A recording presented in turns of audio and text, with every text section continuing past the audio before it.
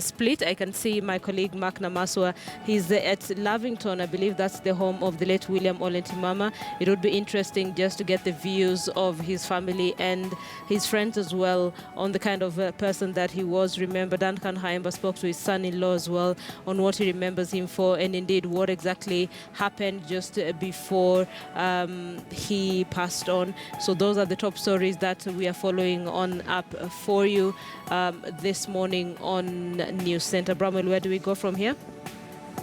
All right, so let's bring in Mark Namaso. Mark is in Lavington. I believe that's the home of William Ole Ntimama. Mark, good morning. Not a very good morning, especially to people who have been following the politics of the Maasai community, following the death of William Ole Ntimama. What's going on where you are? What are his family and his friends saying at his home? Thank you, Linda. It's quite a chilly morning and a sad one because the Maa community basically and the country remembers this man as one of the longest running politicians. In fact, he's remembered for having been elected consecutively for over 40 years. He held public office, and the Maasai and the entire country holds him in great regard. Now, arrangements at his home are underway, and a number of relatives and friends have checked in just to condole with the family and find out about the burial or funeral arrangements. Now, we managed to rope in a couple of his relatives and friends, and joining us here is Mr. Hassan Ole Kamwaro, who is his cousin, and he can give us a glimpse of what he remembers concerning Mr. William Ole Ntimama. Yes, I can remember Ntimama as a true leader, a truthful, straightforward, not corrupted at all, and he always defend his people all the time. He has defended the Maa community in the area of land, forest, and other human rights. People will be curious to find out, did you see it coming or did he see it coming? Perhaps I will not say that we saw it coming, but of late, he has been making arrangements to meet various people, his close families, which I am one of them. He has been holding meetings in his home, and other leaders. He has convened leaders. It appeared he was prepared, and he didn't want to go like that.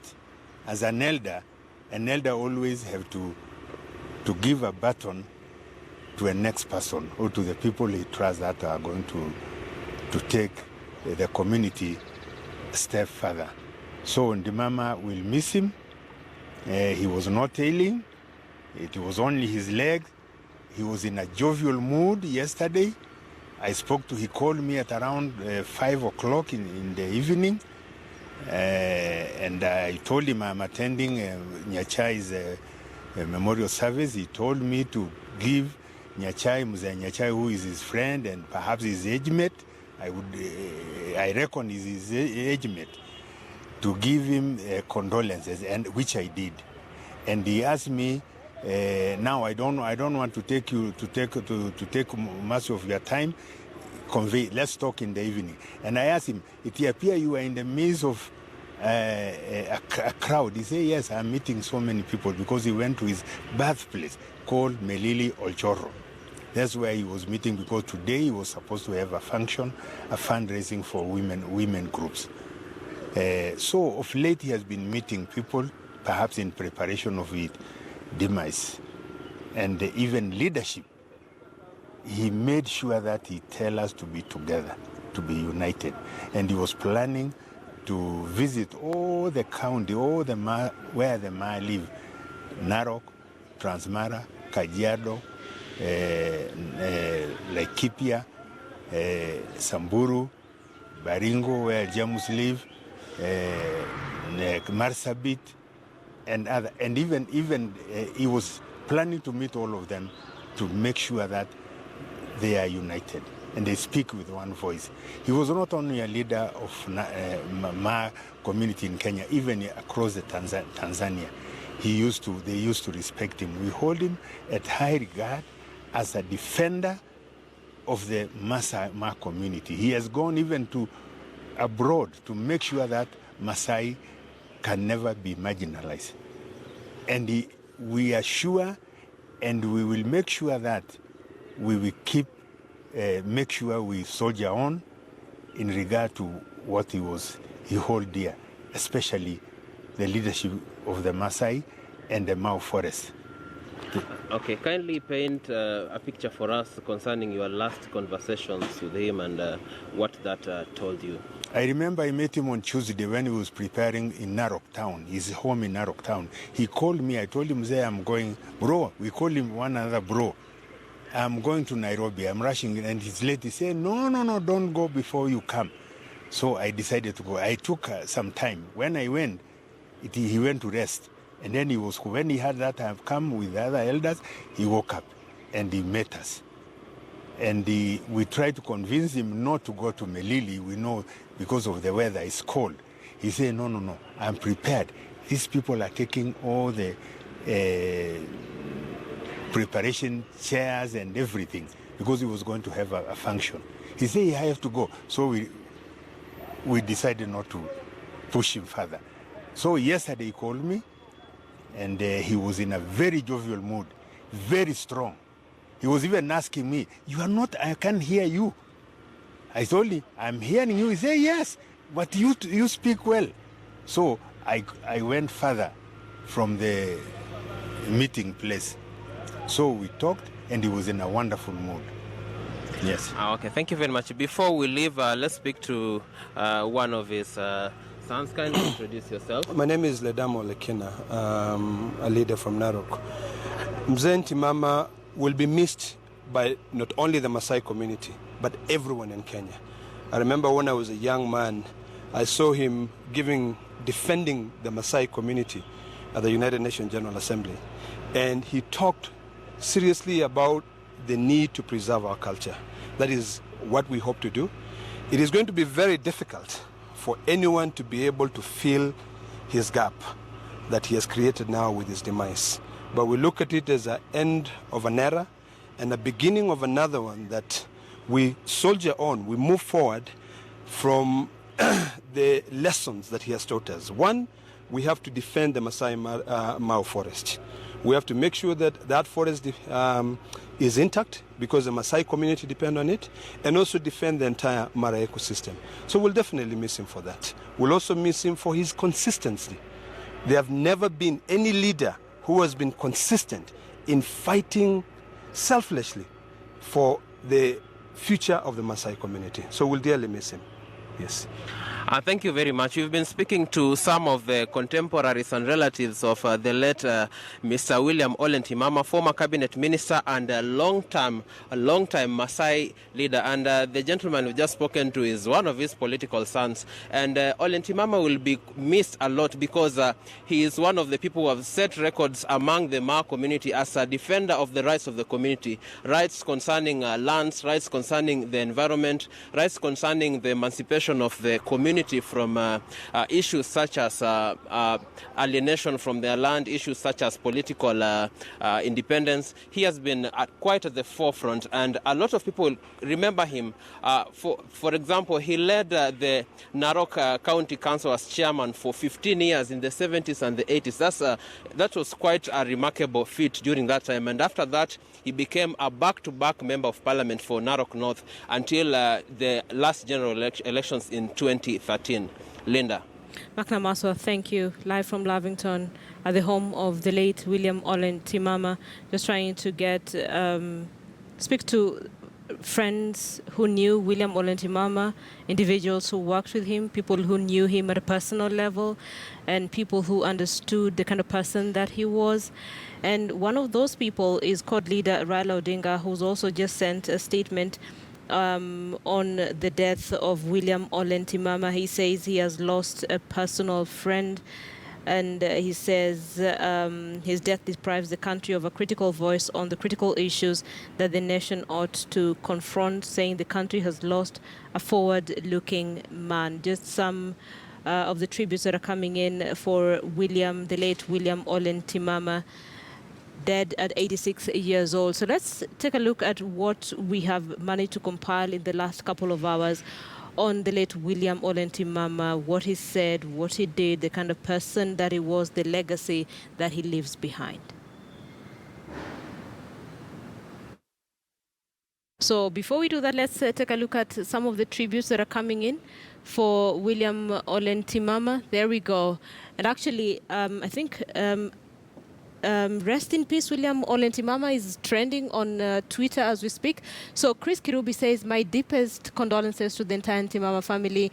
May he rest in peace.